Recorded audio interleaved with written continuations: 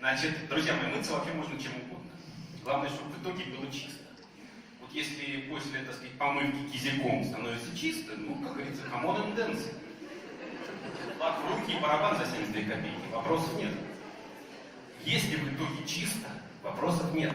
Вы понимаете, ребят, ведь когда мне начинают рассказывать сказки, что вот наши бабушки и дедушки мылись хозяйственным мылом, и у них все было, дескать, хорошо. Во-первых, я не уверен, что у них все было хорошо.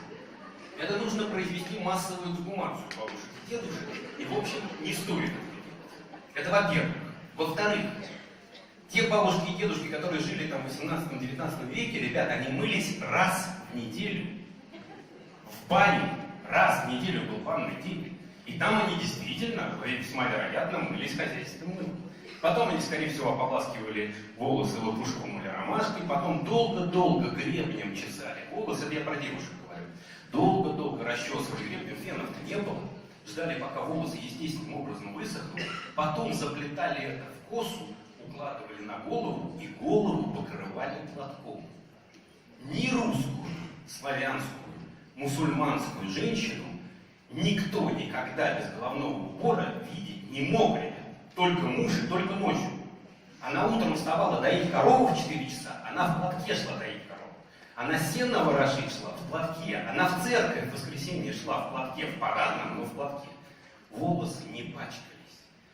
Ребята, вы поймите, нам же что нужно, чтобы быстренько помыл, потом феном быстренько все волнится и струится, и ты такой бежишь за маршруткой, развиваются, и вся маршрутка такая смотрит, ах, как волосы развиваются, вот это да! Ребята, если вы начнете мыться хозяйственным мылом, у вас ничего волниться и струиться не будет, вот, клянусь, потому что хозяйственное мыло имеет щелочную среду, а наша кожа слабокислая. Если вы щелочью каждый день будете долбасить кожу, рано или поздно она скажет: ребята, что, она озверели, что ли?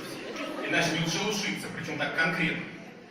Понимаете? Ребят, у нас же мытье превратилось не только из чисто гигиенического акта, когда нужно, чтобы чисто стало, но еще и в некий социальный. То есть мы должны красиво выглядеть. То есть вот реклама, там девушка стоит в душе, у нее красивая какая-то пена, и она такая красиво так стоит, и все. Ребят, ничего красиво стекать не будет, если вы будете мыться хозяйственным мылом. Кроме соплей.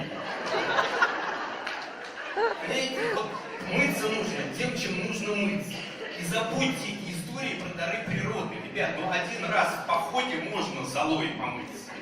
И сполоснуться ромашкой, но каждый день не надо, вот честное слово. Причем, вы понимаете, парадокс состоит в том, что граждане, которые уверяют, что мыться нужно дарами природы, питаться тоже ими же, лечиться вообще практически уриной от всех болезней. Понимаете, эти граждане, они забывают простую вещь, что когда вот это все было в расцвете, продолжительность жизни была лет 40-50 максимум. И вот эти люди, которые ссылаются на тот опыт людей, которые жили 40-50 лет максимум, сейчас людям, которые живут 70-80, пытаются опять внушить эту шняпу. Ну, ребят, число, включайте верхнюю челюсть, там мозг находится, она не только для того, чтобы пищу пережевывать. Ребят, думайте немножко, вы понимаете, когда ко мне обращаются граждане и говорят вот что-нибудь там, а вот мыться нужно вот там мыльным корнем, а вот бессульфатные должны быть шампуни. Знаете, мне с этим человеком хочется поговорить о чем-то отвлеченном. Допустим, о серебряном веке русской философии, о влиянии там учения Ильина, Розанова на Плеханова. Возможно, он окажется интересным собеседником.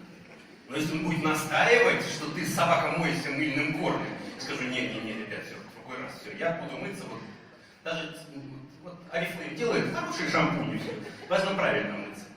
Значит,